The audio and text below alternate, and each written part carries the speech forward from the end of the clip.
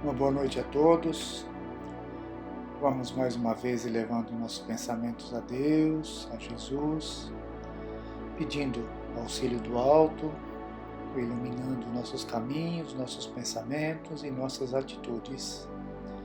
Possamos todos estarmos vibrando no bem, em sintonia com esses espíritos de luz. Pai nosso que estás nos céus, santificado seja o vosso nome. Venha a nós o vosso reino, seja feita a vossa vontade, aqui na terra como no céu. O pão nosso de cada dia nos dai hoje. Perdoa, Pai, as nossas dívidas, à medida que perdoamos os nossos devedores. Não nos deixeis cairmos em tentações e livra-nos de todo mal. Permita, Senhor, que assim seja. Nosso assunto de hoje comemoração dos mortos e funerais. Uma questão bem delicada, né, que muitos temos ainda nas nossas dúvidas quanto a isso. E o Livro dos Espíritos, no seu capítulo 6º, ele nos dá algumas respostas sobre essa questão. Na questão 320, inicialmente, é perguntado para os espíritos.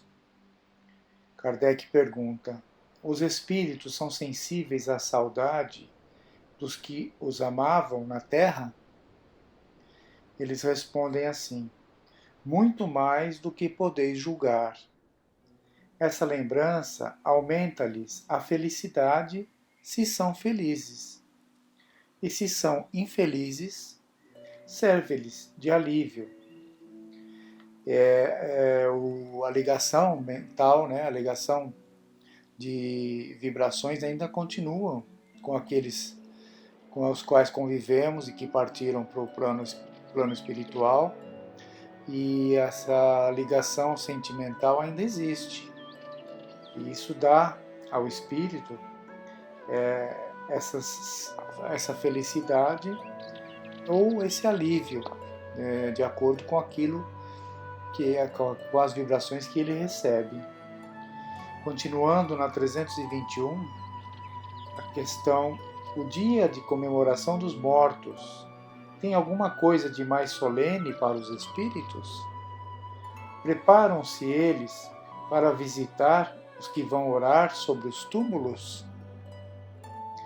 Nós aqui na Terra temos a comemoração dos Dias dos Mortos, no dia 2 de novembro, e a questão é essa, né? Se os espíritos se preparam de alguma forma diferente para esse dia, se eles visitam aqueles que vão orar por eles. As respostas dos espíritos: os espíritos atendem ao chamado do pensamento, nesse dia como nos outros. Então, vemos que não é a data em si específica que os atrai ou que faz com que haja essa ligação, né? Pode ser a ligação do pensamento, independente da data em que ela for feita. Esses espíritos recebem essas vibrações nossas, sim. Os desencarnados recebem as vibrações dos encarnados, independente do dia e do local, que veremos mais adiante. E na 321A, ele continua perguntando: esse é para eles um dia de reunião junto às sepulturas? Respondendo, eles dizem: reúnem-se em maior número nesse dia, porque maior é o número de pessoas que os chamam, mas cada um só comparece em atenção aos seus amigos, e não pela multidão dos indiferentes. Na 321b, sob que forma comparecem e como seriam vistos se pudessem tornar-se visíveis? Aquela pela qual eram conhecidos em vida, temos as informações dos espíritos que ao desencarnar, o espírito ele se mantém na sua forma, na forma física que ele tinha quando era encarnado. E ao se apresentar diante de algum parente ou de alguém ali, ente querido dele, ele mantém sim aquela aparência que ele tinha. Muitas vezes até para ser reconhecido como aquela pessoa, aquele ser, encarnado que ele era, até para ele ser reconhecido por aquele ente querido dele. Então eles respondem, se eles pudessem ser vistos, eles seriam conhecidos pela mesma forma aparência que eles tinham em vida. E na 322, os espíritos esquecidos, cujas tumbas não são visitadas por ninguém, comparecem apesar disso e sentem algum desgosto por não verem nenhum amigo lembrar-se deles? Respondendo, eles dizem: que lhes importa a terra? Somente pelo coração se prendem a ela. Se não mais o amam, nada mais há que faça o espírito voltar à terra. Ele tem todo o universo pela frente. 323. A visita ao túmulo proporciona mais satisfação ao espírito do que uma prece feita em sua intenção? Respondendo, a visita ao túmulo é uma maneira de se manifestar que se pensa no espírito ausente. É a exteriorização desse fato. Eu já vos disse que é a prece que santifica o ato de lembrar. Pouco importa o lugar, se a lembrança é ditada pelo coração. Então vemos aqui que pouco importa o local onde estivermos. A nossa lembrança, nosso sentimento que vem do coração é que importa.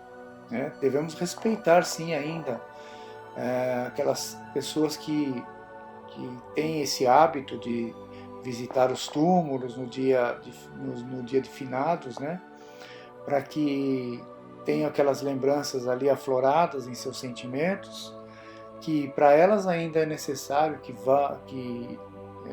de irem até os cemitérios, fazerem ali as suas orações, mas não que isso seja necessário para o espírito, independente de onde for feita essa prece, essa oração, o espírito vai sim sentir aquilo, sentir as vibrações, desde que ela seja ditada pelo coração, como diz aqui a resposta. Na questão 324, os espíritos das pessoas homenageadas com estátuas ou monumentos assistem às inaugurações e as veem com prazer? Respondendo, muitos as assistem quando podem, mas são menos sensíveis às honras que lhes tributam do que às lembranças. 325. De onde pode vir para certas pessoas o desejo de serem enterradas antes no lugar do que no outro? Voltam a ele com mais satisfação após a morte? E essa importância dada a uma coisa material é sinal de inferioridade do espírito? Respondendo, os espíritos nos falam: a afeição do espírito por certos lugares, inferioridade moral. O que representa um pedaço de terra mais do que outro para o espírito elevado? Não sabe ele que a sua alma se reunirá aos que ama, mesmo que os seus ossos estejam separados? Então vejam só, o desejo de estarem num determinado lugar, enterrados num determinado local, junto de outros, é sim considerado uma inferioridade moral, um apego ainda que o espírito tem à matéria.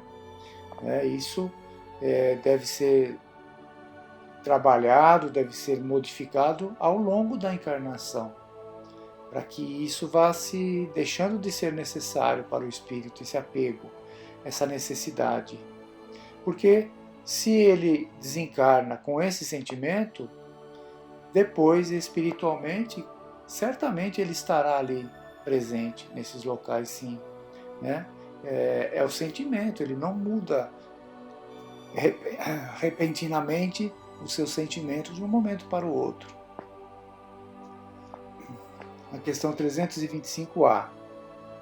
A reunião dos despojos mortais de todos os membros de uma família deve ser considerada como futilidade? Não. É um costume piedoso e um testemunho de simpatia pelos entes amados.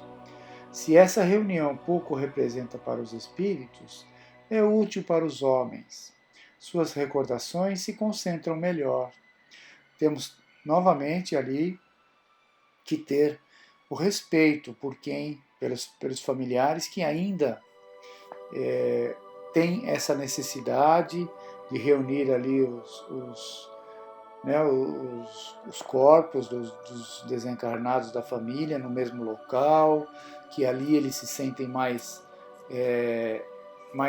próximos daqueles espíritos ainda, daquelas pessoas. Temos que ter esse respeito, mesmo entendendo que para o espírito isso não é necessário, mas respeitar ali a individualidade de cada um, o sentimento de cada um, isso é necessário. Não devemos ali criar polêmicas, né, para esse tipo de situação. E sim respeitar, deixar que com o tempo as pessoas vão ali se conscientizando, vão entendendo, e os espíritos vão evoluindo e deixando essa necessidade de lado. A 326. A alma que volta à vida espiritual é sensível às honras que tributa aos seus despojos mortais? Respondendo, quando o espírito já chegou a um certo grau de perfeição, não tem mais vaidade terrestre e compreende a futilidade de todas as coisas. Sabei, porém, que frequentemente há espíritos que, no primeiro momento da morte, gozam de grande satisfação com as honras que lhes tributam, ou se desgostam com o abandono a que lançam seu envoltório, pois conservam ainda alguns preconceitos deste mundo. Temos que entender que o grau de evolução de cada um é que vai dar aí o entendimento no momento do desencarne ao espírito, né?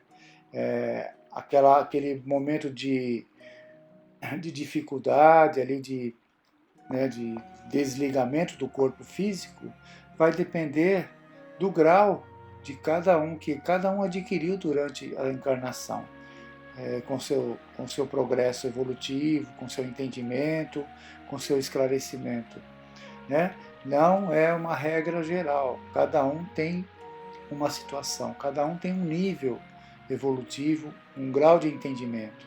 Então, cada um passa de uma maneira individual nesse momento. Então, podemos ter ali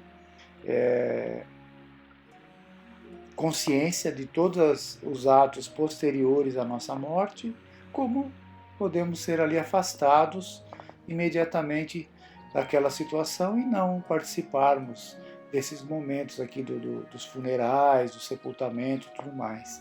Vai depender de toda o grau de evolução de cada um. A questão seguinte é justamente sobre isso, olha, 327. O espírito assiste ao seu enterro? Respondendo, muito frequentemente o assiste, mas algumas vezes não percebe o que se passa, se ainda estiver perturbado.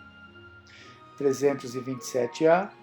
Fica lisonjeado com a concorrência ao seu enterro? Respondendo, mais ou menos, segundo o sentimento que provoca essa concorrência. Questão 328.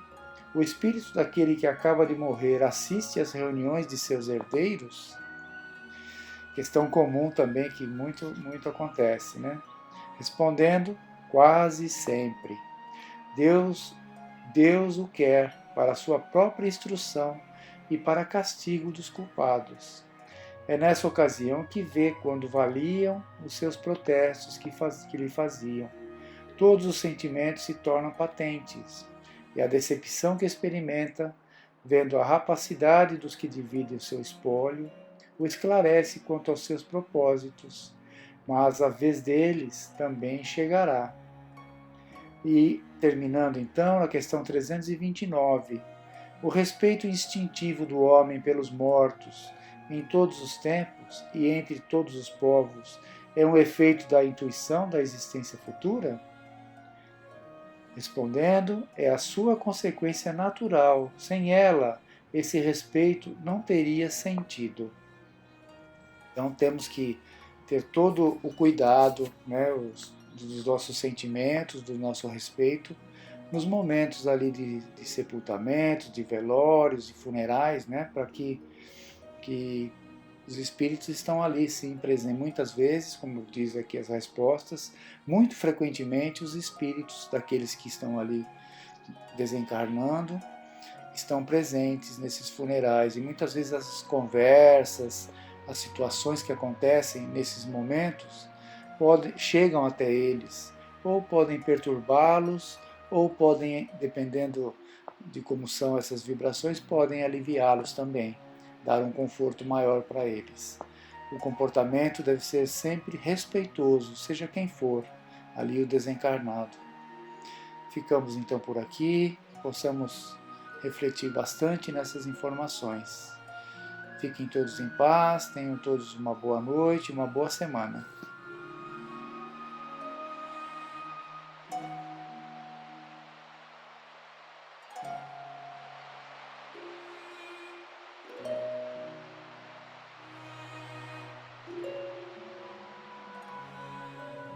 Boa noite a todos.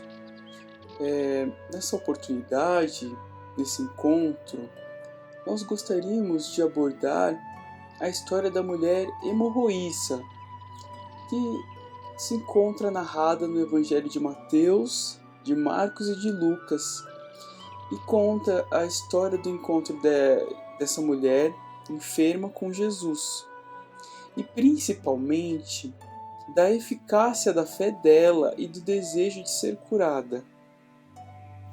A enfermidade dessa mulher refere-se à perda de sangue há 12 anos, de acordo com o relato evangélico. Sem ter o seu nome identificado, essa enferma foi curada por Jesus e ela é conhecida por diversos termos, a depender da tradução. Pode ser conhecida como mulher com fluxo de sangue, mulher com perda de sangue, mulher com hemorragia ou mulher hemorroíça. E Kardec analisou essa narrativa à luz da doutrina dos espíritos no livro A Gênese, os milagres e as perdições segundo o Espiritismo, de forma a contribuir com a elucidação da influência fluídica sobre o processo de cura. Kardec selecionou o Evangelho de Marcos, capítulo 5, e os versículos 25 a 34. Vamos à narrativa. Então, uma mulher que havia 12 anos sofria de uma hemorragia, que sofrera muito nas mãos dos médicos e que, tendo gasto todos os seus haveres, nenhum alívio conseguira, como ouvisse falar de Jesus, veio com a multidão atrás dele e lhe tocou as vestes, porquanto dizia: se eu conseguir ao menos lhe tocar nas vestes, ficarei curada. No mesmo instante, o fluxo sanguíneo lhe cessou e ela sentiu em seu corpo que estava curada daquela enfermidade. Logo, Jesus, conhecendo em si mesmo a virtude que dele saíra, se voltou no meio da multidão e disse: quem me tocou as vestes? Seus discípulos lhe disseram: vês que a multidão te aperta de todos os lados e perguntas quem te tocou? Ele olhava em torno de si à procura daquela que o tocara. A mulher, que sabia o que se passara em si, tomada de medo e pavor, veio lançar-se-lhe aos pés e lhe declarou toda a verdade. Disse-lhe Jesus: Minha filha, tua fé te salvou. Vá em paz e fica curada da tua enfermidade. Bom, podemos analisar essa narrativa sob diversos ângulos. Um desses aspectos que nos chamou a atenção é a reação de Jesus, que demonstrava amor e caridade para com todas as mulheres, num tempo em que elas estavam submetidas ao jugo do homem e da religião patriarcal. Isso porque a mulher que sangrava era considerada impura e não poderia de forma nenhuma ser tocada pelo homem, segundo a regra atribuída a Moisés no livro Levítico, que se encontra no capítulo 15, versículo 25. Todo aquele homem que tocasse uma mulher com fluxo de sangue era considerado imundo, impuro. E por isso a narrativa evangélica nos conta que a mulher estava tomada de medo e pavor, lançando-se humildemente aos pés de Jesus, por acreditar que teria tornado o mestre impuro ou por acreditar estar sujeita à censura. Mas a doce reação de Jesus, por si só, já teria sido motivo de júbilo para aquela mulher. Um outro aspecto que gostaríamos de abordar é o sofrimento daquela enferma e a contínua busca de sua cura, que a conduziu ao amadurecimento da sua fé. Antes de procurar o Mestre, há 12 anos ela vinha procurando a cura, consultando médicos e gastando todos os seus haveres. E de fato, a doutrina espírita nos recomenda a não abdicarmos de todos os recursos científicos de que dispomos quando estivermos enfermos, porquanto a medicina se trata de um progresso da humanidade permitida por Deus e necessária à nossa condição de encarnados. Por outro lado, a narrativa evangélica nos mostra que aquelas dificuldades física, social, emocional, financeira conduziram-lhe ao amadurecimento espiritual, confiante na providência divina, conforme o trecho. Se eu conseguir ao menos lhe tocar nas vestes, ficarei curada.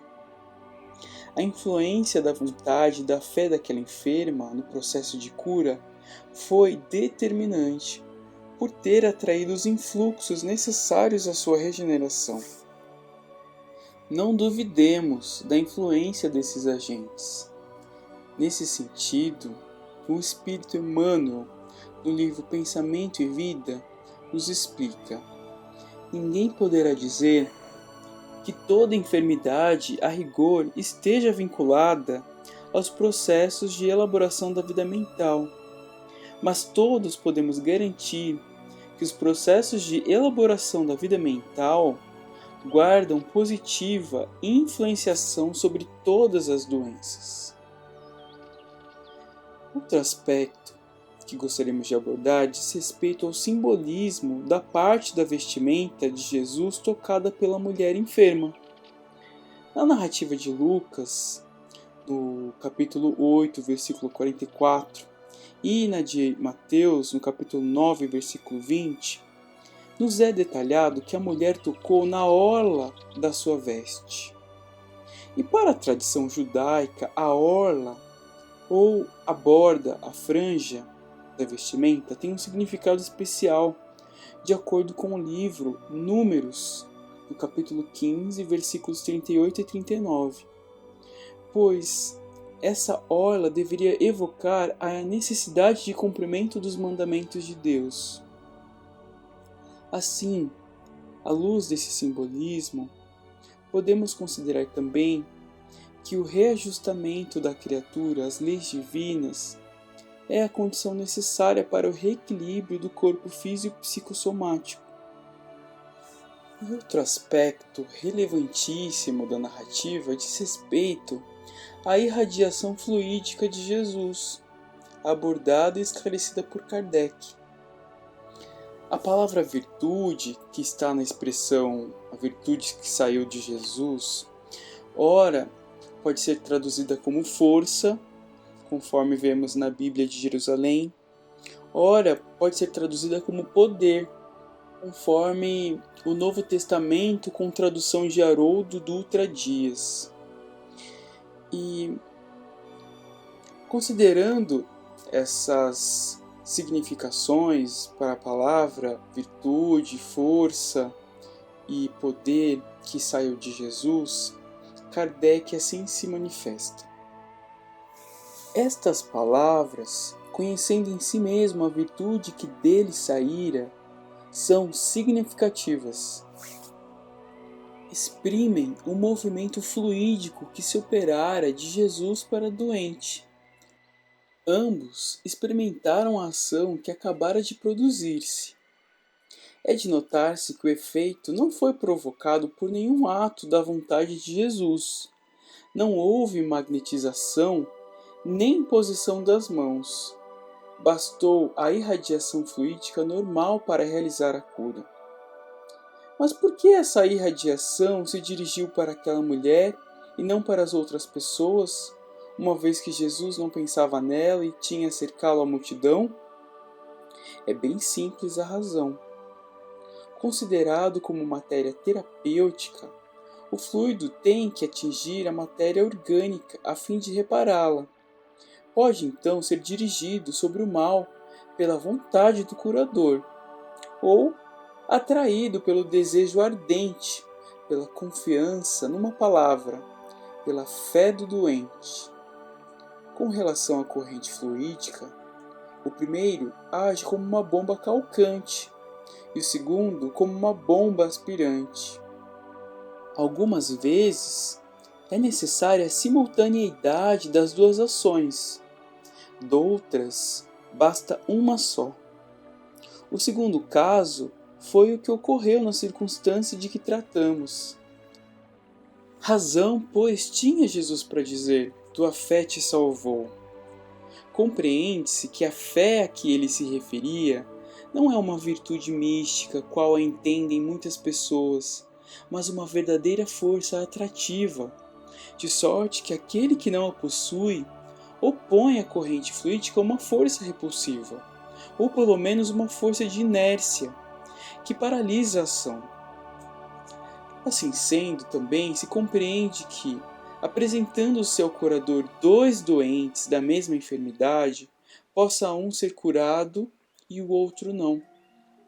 É este um dos mais importantes princípios da mediunidade curadora, e que explica certas anomalias aparentes, apontando-lhes uma causa muito natural.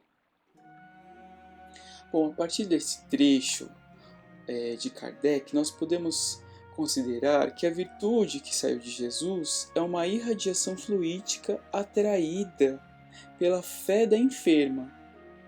Aquela mulher, que à vista daquela sociedade era considerada impura, atraiu a irradiação fluídica do Espírito mais puro que encarnou na Terra, Cristo Jesus.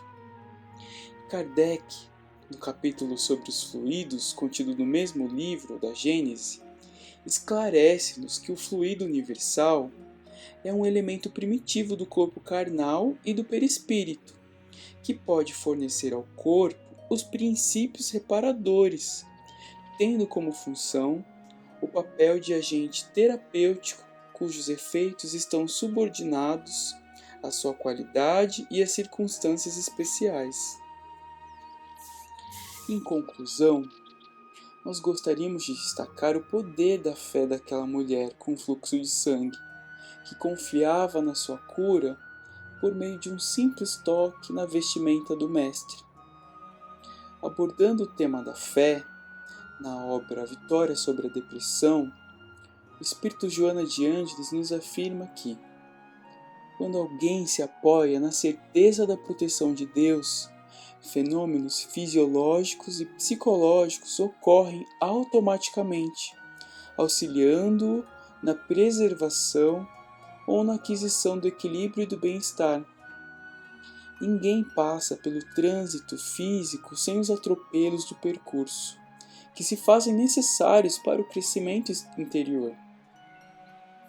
Entre as magistrais parábolas enunciadas por Jesus, a que diz respeito à fé do tamanho de um grão de mostarda, oferece a dimensão que o Mestre concedia a esse sentimento de religiosidade interior. Busca através da reflexão e conseguirás um tesouro de valor incalculável. Que possamos então desenvolver esse sentimento de confiança em Deus, tal como a mulher com perda de sangue narrada no Evangelho. Ela não desistiu de procurar a sua cura há 12 anos, vencendo o desânimo, as privações e o estigma que aquela doença produzia. Confiou seu processo de cura à providência divina, acreditando no divino médico das almas. Venceu a multidão, se destacou e teve coragem de se aproximar do Mestre para lhe tocar a vestimenta, na parte que simbolizava o cumprimento das leis de Deus. Atraiu com a sua vontade e a sua fé dinâmica os fluidos capazes de lhe regenerar. Humildemente se apresentou ao Mestre, recebendo a mais amorosa reação. Minha filha, tua fé te salvou. Vá em paz, fica curada da tua enfermidade. Que os dizeres de Jesus ressoem em nossas consciências. Pai nosso, que estais no céu, santificado seja o vosso nome. Venha a nós o vosso reino, seja feita a vossa vontade, assim na terra como no céu. O pão nosso de cada dia nos dai hoje. Perdoai as nossas dívidas, à medida em que perdoamos aos nossos irmãos. Não nos deixeis cair em tentação, mas livrai-nos de todo o mal. Que assim seja. Graças a Deus e a Jesus. Uma boa noite a todos.